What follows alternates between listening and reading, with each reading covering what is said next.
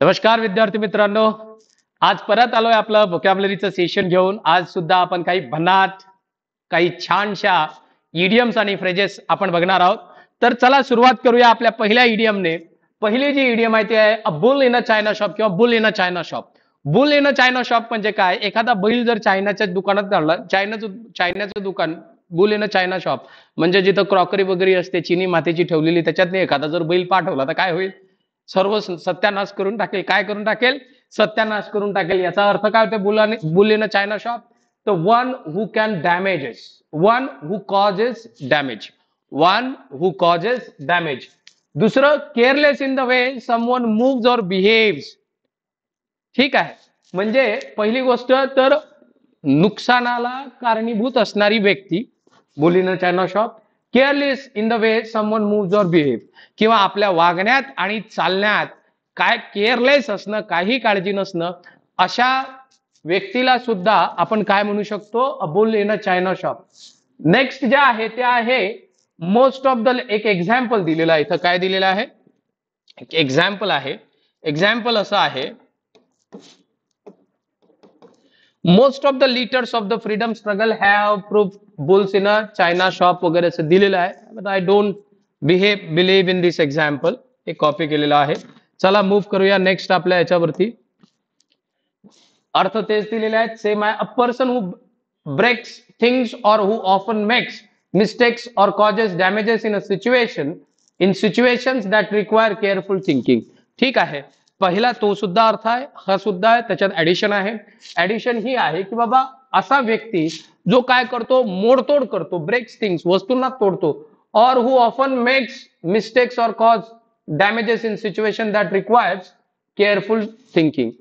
जिथं काळजीपूर्वक वागायला पाहिजे तिथं धसडपसड वागणारा व्यक्ती, किंवा तिथं चुका करणारा व्यक्ती, किंवा तिथं नुकसान करणारा व्यक्ती म्हणजे bull in a china shop हा त्याचा काय होतो? अर्थ होतो. I told him it was a delicate situation but he went in to the meeting like a bull in a china shop. त्याला सांगितलं रे जाऊ नको, जरा नाजूक परिस्थिती आहे, पण तरीही तो काय केला? तो आतमध्ये गेला, धसडपसड आतमध्ये गेला, जसं काही त्याला त्या सिच्युएशनचं देणं घेणं नाही. कळतंय का? समजा उदाहरण आहे, महत्वाचं आहे. एखाद्या ठिकाणी लग्नाची बोलणी चालू आहे आणि तुमचा मित्र, तुम्हाला माहिती आहे, वागण्यात चालण्यात बोलण्यात काही मॅनर्सच नाहीत. कसंही वागायचंय, कसंही बोलायचं, म्हणजे एखादी होणारी गोष्ट होत नाही त्यावेळेला त्याला म्हणायचं, हे इथं बाबू bull in a china shop होऊ नको. ठीक आहे, इथं bull in a china shop होऊ नको, म्हणजे मिसबिहेव करू नको. ठीक आहे, अरे बाबा त्याला घेऊन गेलो मी तिथं, मग काय झालं? अरे तो असा वागला जसा काही तो काय होता? Boule in a china shop होता. काय होता? Boule in a china shop. अरे तुला तर माहिती आहे तो boule in a china shop आहे, म्हणजे जिथं गेला तिथं डॅमेज करते, नुकसान करते. कशाला त्याला सोबत घेऊन गेलास? कळतंय का? लक्षात घ्यायचं आहे, महत्वाचं आहे. चला, तसंच इंटरव्ह्यूला जाताना, can you enter the that interview hall like a bull in China shop. अशी एकदम लात मारली आणि गेले, अशा दरवाजा इकडे तिकडे करून आतमध्ये गेले तर काय म्हणतील? It seems like a bull in a china shop. कसा दिसतोय हा? It seems like a bull in a china shop. जिथं डेलिकेटली वागायला पाहिजे, जिथं विचार करून वागायला पाहिजे, तिथं विचार करून न वागता म्हणजेच कसं वागतोय आपण? Boule in a china shop वागतो, एवढं लक्षात घ्यायचं आहे. ठीक आहे, तर आता इथं काही पिक्चर सुद्धा दिलेले आहेत. बघा, हे आता एखादा जर बैल तुम्ही चायना शॉप मध्ये जर सोडला तर काय होणार आहे? हे बघा, तुटफूट नुकसानच होणार आहे. सर्व काय होणार आहे? नुकसान होणार आहे. इथं काही राहणार नाही, सर्वच्या सर्व नुकसान. तोडून टाकेल सर्वच गोष्टी. काय करून टाकणार आहे? तोडून टाकणार आहे, एवढं लक्षात घ्यायचं आहे. मग आता हे तोडून टाकणार आहे तर हे चांगलं बिहेवियर आहे का? नाही, चांगलं बिहेवियर नसतं. कळतंय का? इथं बैलाची गरज आहे का? नाही, इथं बैलाची गरज नाही. इथं जो वेल बिहेव्ड व्यक्ती आहे तोच जाऊ शकतो, बैल जाऊ शकत नाही. म्हणजे ज्याला वागण्याचं बोलण्याचं तारतम्य नाही तो इथं जाऊ शकणार नाही. म्हणजे अशा डेलिकेट सिच्युएशन मध्ये तो सहभागी होऊ शकणार नाही. ठीक आहे, आणि जर त्यानं सहभाग घेतला तर त्याचा सारा बट्ट्याबोळ करून टाकेल, सत्यानाश करून टाकेल. चला वळूया आपल्या नेक्स्ट इडियम कडे. नेक्स्ट आहे by the rule of thumb according to practical experience. ठीक आहे, प्रॅक्टिकल एक्सपिरियन्स नुसार. मग in older times business was run by the rule of thumb. ठीक आहे, म्हणजे लक्षात घ्यायचं आहे की कोण काय म्हणतं याच्यापेक्षा याचा रूल ऑफ थंब म्हणजे प्रॅक्टिकल अनुभव काय म्हणतं हे महत्वाचं आहे. काय म्हणतं इथं, अरे बाबा इथं बघा काय म्हणतं, इन ओल्डर टाइम्स, जुन्या काळात business was run by the rule of thumb. Practical अनुभवावर व्यवसाय काय केले जायचे, रन केले जायचे. कोण काय म्हणतं त्याच्यावरती नाही, हे असं करा ते तसं करा, हे शिक्षण घ्या ते शिक्षण घ्या, असं काही नाही. तुम्ही जे अनुभवातून शिकत आलेले आहे त्या अनुभवाला गाठीशी बांधून व्यवसाय केले जायचे, म्हणजे bye the rule of thumb. हे असं असतं तर हे असंच असतं. ठीक आहे, I hope you got it. आता इथं हे दिलेलं आहे by the rule of thumb. Yes, you can see this thumb. Big draw, a huge attraction.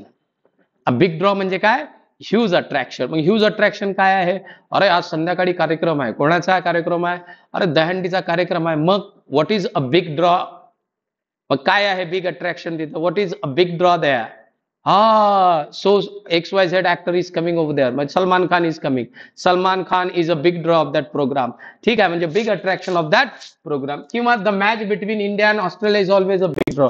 हा, ऑस्ट्रेलिया आणि भारतामधली, मी तर म्हणतो पाकिस्तान आणि भारताची मला जेवढी मॅच आवडत नाही तेवढी ऑस्ट्रेलिया आणि भारताची आवडते. कारण काय ना, दोन्ही टीम खतरनाक खेळतात, एकदम खतरनाक. आणि that that that is always a big draw for me, big attraction for me. ठीक आहे, मग आता तुम्ही हे वापरू शकता. कुठं नाही वापरू शकत, मी आता दहंडीचं बोललेलो आहे. आता आणखी होळीचे कार्यक्रम होतील. आता लोकसभा विधानसभेचे इलेक्शन असले की इलेक्शन मध्ये मोठमोठे प्रोग्राम होतात, बरोबर आहे की नाही. मोठमोठ्या प्रोग्राम मध्ये मोठमोठ्या लोकांना बोलवलं जातं. मग in those programmes there is always someone who is a big draw. तिथं कोणी ना कोणी असते जो काय असतो, सेंटर पॉइंट असतो, पॉइंट ऑफ अट्रॅक्शन असतो. I hope you got it. हे बघा इथं बघितलेलं आहे, you can see Australia and India. The match between Australia and India is always a big draw for me. It is always a big draw for me. Let us move to the next one. Next one is broken reed. Broken reed म्हणजे काय की असा support की जो ज्या वेळेला गरजेचा आहे त्यावेळेलाच नेमका कोलमडून पडतो. Support that field. अशी वस्तू किंवा व्यक्ती की जिच्यावर समर्थनासाठी किंवा मदतीसाठी विश्वास ठेवला असता तो विफल होणे किंवा विफल होतो. मग when he needed help his friend proved a broken reed. त्याला मदतीची गरज होती आणि त्याच काळात त्यानं मित्राला मदत मागितली, पण काय झालं, तो त्याला मदत करू शकला नाही. तो त्याला मदत करू शकला नाही. Broken read. ठीक आहे, माझ्या मित्राला, मला परीक्षेला पैसे पाहिजे होते रे, फॉर्म भरायला, पैसेच नव्हते. मी माझ्या मित्राला म्हटलं आणि तिथं तो काय निघला रे, तो ब्रोकन रीड निघला. कसा निघला, ब्रोकन रीड निघला. म्हणजे ब्रोकन रीड निघला म्हणजे काय, त्यानं मला मदत केली नाही किंवा तो मला पैसे देऊ शकला नाही. ब्रोकन रीड निघला. बऱ्याच ठिकाणी तुम्ही याचा प्रयोग करू शकता. Let us move to the next one. हे बघा, हे दिलेलं आहे ब्रोकन रीड साठी असं धडधड धडधड, लगेच उलमडून पडणे, कोलमडून पडणे. त्यानंतर by the skin of the teeth, narrowly. By the skin of the teeth म्हणजे काय, नॅरोली म्हणजे एकदम थोडक्यात, कसा बसा, जेमतेम, काठावर, या अर्थाने. ही एस्केप डेथ. हा, त्यानं मृत्यूला सुद्धा काय केलेलं आहे, मृत्यूतून सुटका झाली. कशी, इन द ऍक्सिडेंट, अपघातात तो मृत्यूतून सुटला. कसा, निसटला. किंवा कसा, bye the skin of the teeth, natural, कसा बसा तो कशातून, त्या अपघातातून वाचला. कसा, कसा बसा, थोडक्यात वाचलाय तो. कसा वाचला, bye the skin of the teeth. अरे काय मोटार धडकली त्या ट्रकला आणि काय झालंय, अरे त्यातले जे प्रवासी आहेत ना ते by the skin of the teeth वाचलेत. लक्षात घ्यायचंय, कसे वाचले, by the skin of the teeth, थोडक्यात वाचले. कळतंय का, अरे गाडी चालवताना ना माझं कंट्रोल सुटलं, नदीतच जाणार होती, but by the skin of the teeth we saved ourselves. आम्ही स्वतःला वाचवलं. By the skin of the teeth, narrowly, कसा बसा, थोडक्यात. I hope you got it. याचं उदाहरण सुद्धा बघूया ना. बघा, शी वॉज रनिंग आणि इथं बघा किती पाय काठावर आहे. Narrowly she escape, by the skin of the teeth she escape. आणि इथं सुद्धा या ऍक्सिडेंट मधून जर कोणी वाचलं असेल तर कसं वाचलं असेल, bye the skin of the teeth वाचलं असेल, थोडक्यात बचावलं असेल, एवढं लक्षात घ्यायचं आहे. त्यानंतर bone of contention. Bone of contention म्हणजे काय, भांडणाचं कारण. काय होते, cause of quarrel. I think I have already spoken about it. नसेल तर काय हरकत नाही. Bone of contention, cause of quarrel, भांडणाचं कारण एखाद्या गोष्टीचं. Since India got independence Kashmir problem has been a bone of contention between India and Pakistan. Yes, always bone of contention, भांडणाचं कारण. काय होणार आहे हे मराठी त्याचं? भांडणाचे मूळ कारण, भांडणाचे मूळ किंवा कारण. ठीक आहे. भारत पाकिस्तानमध्ये भांडणाचं कारण किंवा मूळ काय आहे तर काश्मीर हा मुद्दा आहे. एवढं लक्षात घ्यायचं आहे. I hope you got it. हे बघून घ्या. इथं भांडणाचं काय, हे दोघं जण भांडतायत. काय कारण आहे इथं ते हड्डी बघून घ्या. इथं सुद्धा बघा भांडणाचं कारण काय, बोन ऑफ कंटेशन मध्ये एक problem.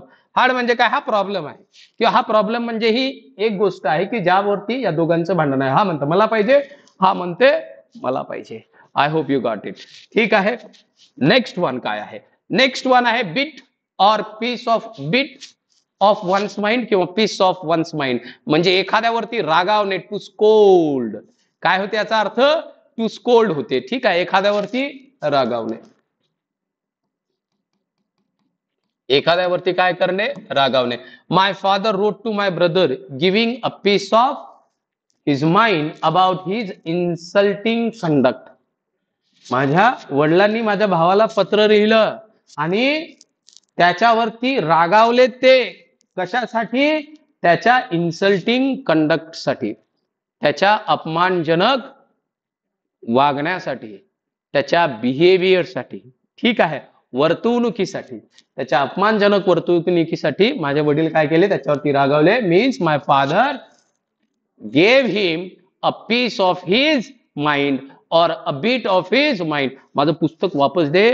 Don't compel me to give you a piece of my mind. ठीक आहे, म्हणजे मला रागवायला तू काही मजबूर करू नको, असं त्याचा अर्थ आहे. ठीक आहे. मग कधी कधी आपली आई, आपले बाबा काय करतात, they give us a piece of mind. आपल्यावर रागावतात. कशासाठी, काही कारणासाठी. तुम्ही समजा तुमच्या आईने सांगितलं दूध आणायला जा, आणि तुम्हाला पैसे दिले, तुम्ही गेले दूध आणायला, आणि काय झालं, तुम्ही दूध आणलं नाही, बसले मित्रासोबत किंवा मैत्रिणीसोबत गप्पा मारत. मित्रासोबत, मैत्रिणीसोबत, किंवा मैत्रीण मित्रासोबत, किंवा मित्र मैत्रिणीसोबत बसले गप्पा करत. आई वाटच पाहते ना, आलेच आहे, आणि तुम्ही फार उशीर आले 1-1.5 तासानं. मग काय होणार आहे, तुमची आई रागावणार नाही का? रागावणार म्हणजे काय होईल, she will give you a piece of her mind. She will give you a piece of mind. बरोबर आहे की नाही? म्हणजे ती रागावेल. टीचर सुद्धा तसं असते, होमवर्क केला नाही, he give you a piece of his mind. आलं का लक्षात? मग कुठं रागावता तुम्ही तुमच्या भावावर रागवता, you give a piece of mind. अशा प्रकारे वापरत चला, म्हणजे त्याचा अर्थ लक्षात राहतो. ठीक आहे. I hope you got it. Let us move to the next one. The next one is,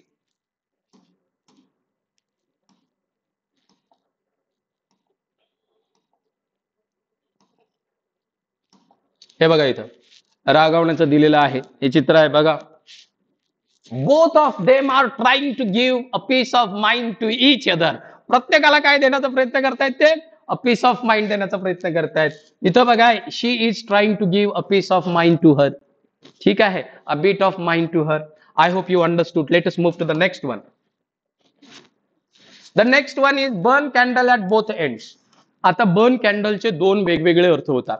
त्यातला पहिला अर्थ आपण इथं बघणार आहोत, स्क्वॅन्डल, टू स्क्वॅन्डर. स्क्वॅन्डर नाही येणार इथं, टू स्क्वॅन्डर पाहिजे होतं, म्हणजे उधळपट्टी करणे. पैशाची काय करणे, उधळपट्टी करणे. रिसोर्सेसची काय करणे, उधळपट्टी करणे, म्हणजे burn candle at both ends. To burn candle at both ends. After the death of his father he is burning candle at both ends. त्याच्या वडिलाच्या मृत्यूच्या नंतर तो काय करतोय, पैशाची उधळपट्टी करतोय. मी बघितले बाबा, उदाहरणं बघितलेले आहे, गावात बघितलेलं आहे, स्वतःच्या डोळ्याने बघितलेलं आहे. त्या पोराचे वडील वारलेत, आणि जसे वारलेत तसं मग त्याला जे वाटल ते तो करत होता. पैसे उधळत होता, दोन्ही हाताने असे उधळत होता. दोन्ही हाताने पैशाची उधळपट्टी करणे म्हणजे काय, to burn candle at both ends. To burn the candle at both ends. I hope you got it. आता इथं बघा, आता काय होतं, दोन्ही हाताने पैशाची उधळपट्टी करणे म्हणजे लवकरच ते काय होणार आहे, संपणार आहे. काय होणार आहे, संपणार आहे. लक्षात घ्यायचं आहे.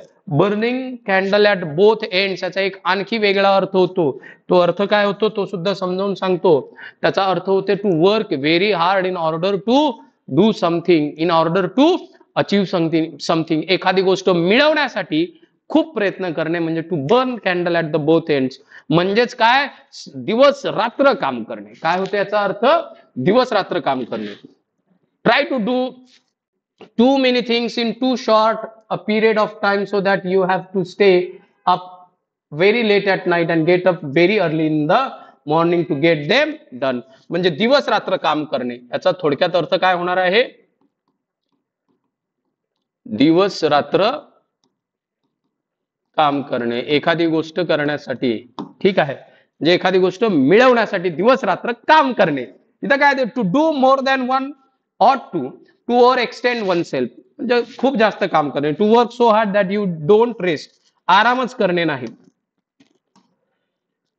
मग he burn candle at both ends to finish his massive work. त्याचं खूप मोठं काम आहे आणि एवढं मोठं काम कंप्लीट करण्यासाठी, पूर्ण करण्यासाठी तो रात्रीचा दिवस आणि दिवसाची रात्र करत होता, रात्र दिवस काम करत होता. That means he was burning candle at the both ends. हा त्याचा काय होते, ऍट बोथ एंड्स हा त्याचा अर्थ होते. ठीक आहे विद्यार्थी मित्र हो, अगेन हे आपल्या IBPS TCS ची एक बॅच आहे ऍप्लिकेशन वरती. आपल्या ऍप्लिकेशनचं नाव जे आहे ते आहे माय करिअर अकॅडमी. असं आहे माय करिअर अकॅडमी. माय करिअर अकॅडमी हे ऍप्लिकेशन तुम्हाला प्ले स्टोअर वर मिळणार आहे. याच्यावरती IBPS आणि TCS ने ज्या परीक्षा आता कंडक्ट करायला सुरुवात केलेल्या आहे महाराष्ट्रातल्या डायरेक्ट रिक्रुटमेंटच्या, त्याच्यासाठीचा कोर्स एक डेव्हलप केलेला आहे IBPS TCS पॅटर्न म्हणून. खूप सारे व्हिडिओज आहे त्याच्यामध्ये. ठीक आहे, आणि हा कोर्स जो आहे तो अवेलेबल आहे. तुम्हाला बाय करायचा असेल तर तुम्ही प्ले स्टोअर वर जाऊन हा कोर्स जो आहे तो बाय करू शकता. आणि जो हा व्हिडिओ पाहून मला कॉल करेल त्या कोर्सच्या फी वरती मी तुम्हाला 30% जे आहे तो आधीच 50%, त्याच्यात वरती आणखी मी दिलेल्या फीज वरती 30% डिस्काउंट देणार आहे. ठीक आहे, बट यू शुड मेन्शन की तुम्ही कुठून कॉल करताय आणि तुम्हाला तुमचा रेफरन्स काय आहे. तर रेफरन्स असला पाहिजे आपला व्हिडिओ. ठीक आहे, चला वळूया आपल्या नेक्स्ट इडियम कडे. नेक्स्ट इडियम जी आहे ती आहे bye fits and starts. Bye fits and start म्हणजे काय, इरेग्युलरली, अनियमित. काय होते याचा अर्थ, अनियमित होते, एवढं लक्षात घ्या. अनियमित हा अर्थ होतो. If you study bye fits and starts, तुम्ही फिट्स अँड स्टार्ट स्टडी केली तर तुम्ही जीवनात कधीच यशस्वी होणार नाही. अनियमित अभ्यास केला तर you have to study every now and then. तुम्हाला नेहमी काय करावं लागेल, अभ्यास करावा लागणार आहे. There should be consistency in your study. If there is a consistency in your study, you are bound to get success. You are bound to achieve your goal. If there is no consistency, if you are working by fits and starts, you cannot achieve your goal in your life. Mark my words. And this is the fact. Come to the topic. हे बघून घ्या. पुस्तक पाहिल्यावर अरे बापरे आता कसं करू, देऊ का ठेवून, देऊ का फेकून विचार येतात. इकडे पण बघा मस्त बिंदास झोपलेला आहे. पास होणार आहे का, पास होणार नाही. चला वळूया आपल्या नेक्स्ट इडियम कडे. नेक्स्ट इडियम आहे बाय डिंट ऑफ, म्हणजे by force of, bye means of, as a result of something. ठीक आहे, मग he achieved success in life by dint of hard work. कशाच्या जोरावर, तर हार्डवर्कच्या जोरावर. बाय डिंट ऑफ, कशाच्या जोरावर, हार्डवर्कच्या जोरावर. बाय डिंट ऑफ, हार्डवर्कच्या जोरावर. कशाच्या जोरावर, बाय डिंट ऑफ, जोरावर, जोरावर. Bye means of, by force of, म्हणजे हार्डवर्कच्या जोरावर, म्हणजे बाय डिंट ऑफ त्यानं काय मिळवलेलं आहे, सक्सेस मिळवलेला आहे. एवढं लक्षात घ्यायचं आहे. By dint of hard work you can also achieve your goal. ठीक आहे, आणि बाय डिंट ऑफ म्हटलं की लक्षात घ्या याच्यात मेहनत असते आणि विदाउट मेहनत यू कॅन अचीव्ह नथिंग. ठीक आहे, I hope guys you like this lecture. See you in the next lecture. Thank you very much.